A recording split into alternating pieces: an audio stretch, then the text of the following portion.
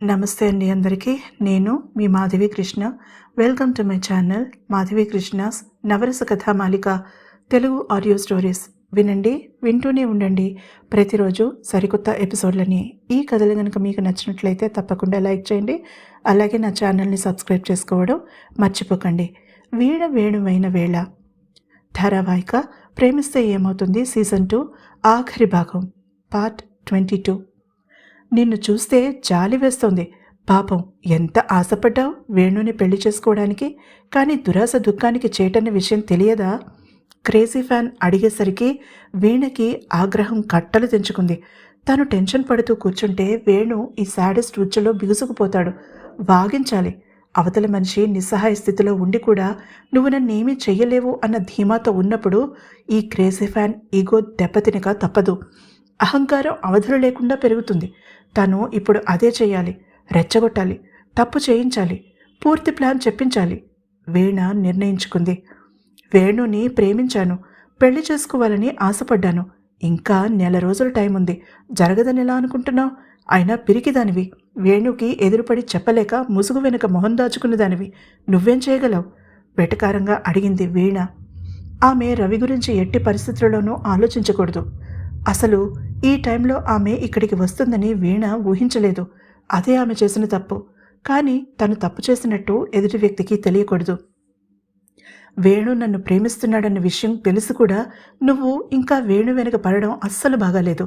అయినా అంతగతలేని దానిలా ప్రవర్తించడం నాకు వింతగా ఉంది, కొనసాగించింది వీణ. క్రేజీ ఫ్యాన్ మొహంలో రంగులు మారడం గమనించి తనలో తానే సంబరపడింది వీణ. వేణు నిన్ను ప్రేమించడం అనేది ఒక లెక్క కాదు. అతని కుటుంబాన్ని ప్రాణం కన్నా ఎక్కువగా ప్రేమించాడు. వాళ్ళని పోగొట్టుకుని కూడా ఆనందంగా జీవించడం లేదు. అలాగే నువ్వు తన జీవితంలో లేకపోయినా ఇట్టే మర్చిపోగలడు. ఆ బాధ్యత నాది, ధీమాగా చెప్పింది క్రేజీ ఫ్యాన్. వేణు తన కుటుంబాన్ని మర్చిపోయి ఆనందంగా బ్రతుకుతున్నాడన్న ఆమె పిచ్చి ఆలోచనకి వీణకి నవ్వాలో ఏడవాలో తెలియలేదు. ఆమె మీద జాలిపడేంత సమయం తన దగ్గర లేదు. తెలుసుకోవాలి ఆమె ప్లాన్ ఏంటో. చూడు బిందు, నువ్వు లాలస మీదకి అనుమానం పోయేలా చాలా పకడ్బందీగా ప్లాన్ వేసావని నాకు తెలుసు. కానీ నువ్వు ఒక తప్పు చేశావు. ఆమెకి వేణు అంటే ఇష్టం ఉంది, కానీ నీలాగా అబ్సెషన్ లేదు. ఆమె మీద ఆమెకి నమ్మకం ఎక్కువ. వేణు కాదంటే నీలాగా డెస్పరేట్గా ఫీల్ అయ్యి ఎలాగో ఒకలాగా వీడియోస్లో తన అంగాంగ ప్రదర్శనతో అతన్ని ఆకట్టుకోవాలని చూడలేదు. దీన్ని బట్టి అర్థమవుతోంది నువ్వు ఎంత చవకబారు వ్యక్తిత్వం లేని మనిషివో. మరింత రెచ్చగొట్టింది వీణ ఆమెని. ఆ రోజు పార్టీలో లాలస ఎదురుగా వేణుని ముద్దు పెట్టుకున్న వీణకి అప్పుడే అర్థమైంది లాలస క్రేజీ ఫ్యాన్ కాదని. అందమైన బిందు మొహం అవమానంతో ఎర్రగా కందిపోయింది. ఆమె ఒక అడుగు ముందుకు వేసి చెయ్యి పైకెత్తింది వీణ చెంప చెళ్ళుమనిపించడానికి. కానీ వీణ నవ్వు ఆమెని ఆ పని చెయ్యనివ్వకుండా ఆపింది. చూసావా నీ డెస్పరేషన్? ప్రపంచంలో ఇంతమంది ఉండగా నీకు వేణు మీద ప్రేమ పుట్టింది, కానీ హీఈస్ నాట్ ఫర్ యూ. అందుకే ముందుగా లాలస, ఆ తర్వాత నేను నీ దారికి అడ్డు వచ్చాం. సూసైడ్ అటెంప్ట్ చేసి లాలస మీదకి నెట్టావు. వేణు సానుభూతితో అతని ప్రేమని గెలుచుకోవాలనుకున్నావు. అదే తప్పు. సానుభూతి వేరు, ప్రేమ వేరు. కానీ లాలస ఊరుకుంటుందా? నీకు కెరియర్ లేకుండా చేసింది. ఒక వ్యక్తిని ప్రేమించడంలో తప్పు లేదు బిందు, కానీ ఆ వ్యక్తి కూడా నిన్ను ప్రేమిస్తేనే దానికి అర్థం, పరమార్థం. బలవంతంగా పువ్వుని వికసించేలా చేయాలనుకున్నావు. అది నీ వల్ల కాదు. ఇంతవరకు వేణుకి నీ విషయం తెలియదు. తెలిస్తే అద్భుతమైన వ్యక్తిత్వం ఉన్న అతను నిన్ను అసహించుకోకపోవచ్చు, కానీ జాలి మాత్రం తప్పకుండా పడతాడు. బిందు వైపు సూటిగా చూస్తూ చెప్పింది వీణ. ఇదంతా హిడెన్ లైవ్ కెమెరాలో మంత్ర చూస్తున్నాడని తెలుసు వీణకి. అందుకే రిస్క్ తీసుకోవడానికి వెనకాడలేదు. వేణు నన్ను ప్రేమిస్తాడు. నీకు నేను వేణుని సొంతం చేసుకుని చూపిస్తాను, ఆవేశపడుతూ చెప్పింది బిందు. ఎలా? వేణు ఇప్పుడు షూటింగ్లో ఉన్నాడు. ఏం చేయగలవు నువ్వు? నిన్ను నువ్వు ఎక్కువ అంచనా వేసుకుంటున్నావేమో, ఆలోచించుకో ఒకసారి, విలాసంగా నవ్వుతూ అంది వీణ. ఆమె ఒక క్షణం మౌనంగా నిలబడింది. ఆ తర్వాత ఒక నిర్ణయానికి వచ్చిన దానిలా చిన్నగా తల పంకించింది బిందు.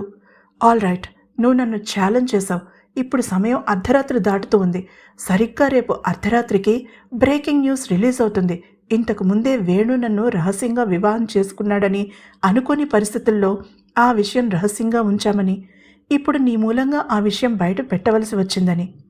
ఆ న్యూస్ బయటికి వచ్చాక నా భర్తగా వేణుని నీకు స్వయంగా పరిచయం చేస్తాను. అంతవరకు బీ మై గెస్ట్. ఉంటాను మరి, చేయవలసిన పనులు చాలా ఉన్నాయి అంటూ స్టైల్గా ఆమెకు సల్యూట్ చేసి బయటికి నడిచింది బిందు. వెంటనే తలుపు బయట లాక్ చేసిన శబ్దం వినిపించింది వీణకి. ఆమె తల పట్టుకుని కూర్చుంది. ఏం చేయబోతోంది బిందు? ఇంతకు ముందే ఆమెకి వేణుతో పెళ్ళైనట్టుగా న్యూస్ బయట పెట్టడానికి అంత సమయం ఎందుకు? అంటే ఆమె దగ్గర ఏ రకమైన సాక్ష్యం లేదు, సృష్టించాలి. ఈ రోజుల్లో ఫొటోస్ మాఫ్ చేయడం ఎంత సులువో పట్టుకోవడం కూడా అంతే తేలిక. సో ఆ పని చెయ్యదు. మరేం చేస్తుంది? ఆమె ఒకసారి తన వాచ్ చూసుకుంది. 1 గంట అయింది. ఈ లైవ్ మంత్ర చూస్తూ ఉంటే ఈ పాటికి తనని విడిపించడానికి బయలుదేరే ఉంటాడు. తను రావడానికి కనీసం 2 గంటలు పడుతుంది. వేణు ఫ్లైట్ ఉదయం 6 గంటలకి. అతను ఇంటి నుంచి 3-4 మధ్యలో బయలుదేరతాడనుకుంటే అతని వెంట సత్తారుంటాడు. అక్కడ ఆమెకి ఏ రకమైన డ్రామా చేయడానికి లేదు. మరి ఏం చేస్తుంది? ఎక్కడా? వీణ తీవ్రంగా ఆలోచించడం మొదలుపెట్టింది. తప్పించుకోవడానికి దారి కోసం వెతికింది. కనీసం కిటికీ కూడా లేని ఆ ప్రదేశం నుంచి తప్పించుకోవడం ఎలాగో ఆలోచించింది. అలా ఎంత సమయం గడిచిందో తెలియదు. బయట పెద్దగా శబ్దం కావడంతో అలర్ట్ అయింది వీణ. రవి కాని వస్తే అతన్ని అటాక్ చేయడానికి వీలుగా పొజిషన్ తీసుకుంది. లోపలికి అడుగుపెట్టిన శరత్చంద్రని చూసి ఆశ్చర్యపోయింది. మాట్లాడుకోవడానికి టైం లేదు, పద, వెళ్తూ బ్రీఫ్ చేస్తాను నీకు అంటూ ఆమె చేతిని పట్టుకుని ఇంచుమించుగా లాక్కెళ్లాడామెని కార్ దగ్గరికి శరత్చంద్ర. చాలాసేపటి వరకు ఇద్దరూ ఎవరి ఆలోచనలో వాళ్ళు మౌనంగా ఉండిపోయారు. ఆలోచనల్లో కూరుకుపోయిన వీణ కార్ ఎటు వెళ్తోందో కూడా చూడలేదు. కొంతసేపటికి కార్ ఎయిర్పోర్ట్ రోడ్డు వైపు వెళ్లడం గమనించి ఆమె ఆశ్చర్యంగా చూసింది శరత్చంద్ర వైపు. మంత్ర ప్రైవేట్ చార్టర్ బుక్ చేశాడు. వేణుకన్నా ముందు నువ్వు హోటల్కి చేరుకోవాలని మంత్ర ఆర్డర్. అది కూడా చాలా సీక్రెట్గా జరగాలి. నీకు వేణు రూమ్కి కనెక్టింగ్ రూమ్ అలాట్ చేశారు. బిందు ప్లాన్ ఏంటో తెలియకపోయినా ఆ రూమ్లో ఏదో జరగబోతోందని మంత్ర అభిప్రాయం. ఒక్క క్షణం చెప్పడం ఆపాడు శరత్చంద్ర. తనలాగే ఆలోచించాడు మంత్ర. అంటే తను కరెక్ట్ పాత్ మీద ఉందన్నమాట అనుకుంది వీణ. ఇక పజిల్లో పీసెస్ అన్నీ వాటి స్థానాల్లో ఫిట్ అయినట్టుగా ఆమెకి బిందు ఏమి చేయబోతుందో అర్థమైంది. ఆమె కన్నా ఫాస్ట్గా పని చేసుకుపోతున్న మంత్ర మీద ఆ క్షణం ఆమెకి గౌరవం రెట్టింపైంది. వేణుకి విషయం చెప్పకపోవడమే మంచిదనిపించింది వీణకి. అతనికి సర్ప్రైజ్ ఎలిమెంట్ ఉండాలిగా మరి. అప్పుడు వచ్చింది పెదవుల మీద చిరునవ్వు ఆమెకి. ఆ తర్వాత పనులు బిందు కలలో కూడా ఊహించలేనంత స్పీడ్గా జరిగాయి. వేణు మిగిలిన వారితో హోటల్కి చేరుకోగానే తన స్వీట్లోకి చెక్ ఇన్ అయ్యి మంత్రికి కాల్ చేశాడు. కానీ అతను దొరకలేదు. శరత్చంద్రతో మాట్లాడాడు. అతను వీణ విషయం చెప్పలేదు. అంతా అనుకున్న ప్రకారం జరుగుతోందని మాత్రం చెప్పి వదిలేశాడు. పాపం అనిపించినా వీణ మాట కాదనలేకపోయాడు శరత్చంద్ర. వేణుకి ఇంకా 2 గంటల టైం ఉండడంతో ఫ్రెష్ అయ్యి రూమ్ లాక్ చేసి రెస్టారెంట్కి వెళ్ళాడు. ఏమీ తినాలని అనిపించకపోయినా అతనిలో ఉన్న క్రమశిక్షణ అందుకు సహకరించలేదు. కొంచెం ఏదో తిన్నాననిపించి తిరిగి రూమ్కి వచ్చేశాడు. రాత్రంతా నిద్రలేకపోవడంతో అలారం పెట్టుకుని 1 గంట సేపు నిద్రపోయాడు. అతనికి వీణ మీద నమ్మకం ఉంది. అందుకే ఈ విధమైన టెన్షన్ మనసుకు తీసుకోదలుచుకోలేదు. అతను తన వర్క్ మీద ఫోకస్ పెట్టాడు. ఫ్లైట్లో అతను ఎవరితోనూ పెద్దగా మాట్లాడలేదు. సీరియస్గా ఉండడంతో అతన్ని పలకరించడానికి ఎవరూ సాహసించలేదు. లాలస కూడా ముభావంగా ఉంది ఎందుకనో. ఒక్కరోజు కూడా వేస్ట్ చేయడం ఇష్టలేని డైరెక్టర్ కావడంతో కొంతమంది నటులు గునుస్తూ ఉన్నా షూటింగ్ స్టార్ట్ చేసేశాడు అతను. ఆ రోజు పని పూర్తయ్యేసరికి సాయంత్రం 7 గంటలు దాటిపోయింది. అంతా పూర్తి చేసుకుని ఎవరి రూమ్కి వాళ్ళు వెళ్లేసరికి 7:30 దాటింది. వేణు రావడమే బాత్రూంలో షవర్ కింద నిలబడ్డాడు. ఇక తన మనసుని అదుపు చేసుకోవడం అతని వల్ల కావడం లేదు. వీణ ప్రమాదంలో ఉంటే తను ఇక్కడ ఏమీ పట్టనట్టు తన పని తాను చేసుకోవడం అతనికి చికాకుగా అనిపించింది. దానికి తోడు ఆమె గురించి ఏ సమాచారమో తనకి ఇంతవరకు మంత్ర ఇవ్వకపోవడం అతనికి కోపాన్ని కలిగిస్తోంది. అందుకే చల్లని నీళ్ల కింద నిలబడ్డాడు వేణు. సరిగ్గా మరొక గంట చూస్తాడు తను. అంతే. ఆ తర్వాత తన దారి తనది, మంత్రతో సంబంధం లేదు అనుకుంటూ టవల్ చుట్టుకుని బయటకొచ్చాడు. అప్పుడే బెల్ మోగడంతో వీణ అనుకుని ఆలోచించకుండానే తలుపు తీశాడు. తను డ్రెస్ చేసుకుని లేడన్న విషయం మర్చిపోయాడు వేణు. ఎదురుగా నిలబడిన వ్యక్తిని చూసి అతని కళ్ళు ఆశ్చర్యంతో వెడల్పోయాయి. బిందు, నువ్విక్కడా అడిగాడు. బిందు కళ్ళు నీళ్లతో నిండిపోయాయి. నేను నీతో అర్జెంటుగా మాట్లాడాలి వేణు, లోపలికి రావచ్చా? కనురెప్పలు అల్లల్లాడిస్తూ అడిగింది. ష్యూర్ అంటూ పక్కకి తొలగి దారిచ్చాడు. అనాలోచితంగానే తలుపు మూశాడు. లాక్ చేయలేదు. ఆమె మొహమాటంగా చూసింది అతని వైపు. అప్పుడు గ్రహించాడు తన వంటి మీద కేవలం టవల్ మాత్రం ఉన్నట్టు. ఇప్పుడే వస్తానని ఆమెకి మరి అవకాశం ఇవ్వకుండా బెడ్రూంలోకి వెళ్ళాడు. అప్పటికే అక్కడ మంచం మీద కూర్చుని విలాసంగా కాళ్ళు ఊపుతున్న వీణని చూసేసరికి ముందుగా అతని మెదడు స్తబ్దుగా అయిపోయింది.